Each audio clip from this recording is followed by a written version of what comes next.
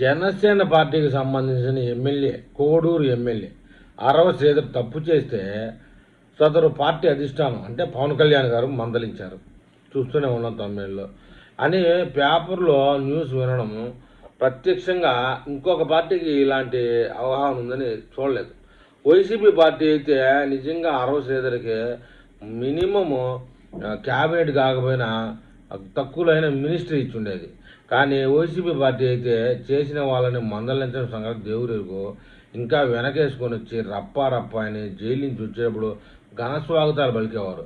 కానీ first time అంటే చూస్తున్నాం, తప్పు చేసిన స్టూడెంట్ని మాస్టర్ పిలిచి దండించిన విధంగా జనసేన పార్టీలో వివాదాలు ఎదుర్కొంటున్న ఎమ్మెల్యేలను పిలిచి పవన్ కళ్యాణ్ గారు మందలించి ఒకరి చేత ఏకంగా శాసనసభ విప్ పదవికి రాజీనామా చేయించడం చూస్తే ఇది కదా అసలైన నాయకుడి లక్ష్యం అనాల్సిందే.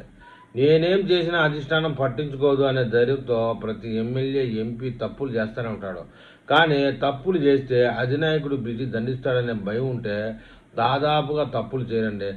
రాజకీయంలో ఒక మార్పుకు పునాది వేసింది జనసేన అని, తెలుగుదేశం కూడా అదే స్థాయిలో ఉంటుంది. బీజేపీ సంగతి అయితే చెప్పని అవసరమే లేదు. ఏది ఏమైనా ఈ విధంగా ఒక ఎమ్మెల్యేని మన డిప్యూటీ సీఎం పవన్ కళ్యాణ్ గారు మందలించడం, ఆ ఫోటోలు లీక్ కావడం అనేది చూసే వాళ్ళకి, మిగతా ఎమ్మెల్యే, ఎంపీలకు కూడా కొంచెం భయంగా ఉంటుందని అంటూ ఉన్నారు. మరి ఈ విషయంలో మన ఏపీ ప్రజలు ఏమైనా కామెంట్ చేస్తారో చూద్దాం.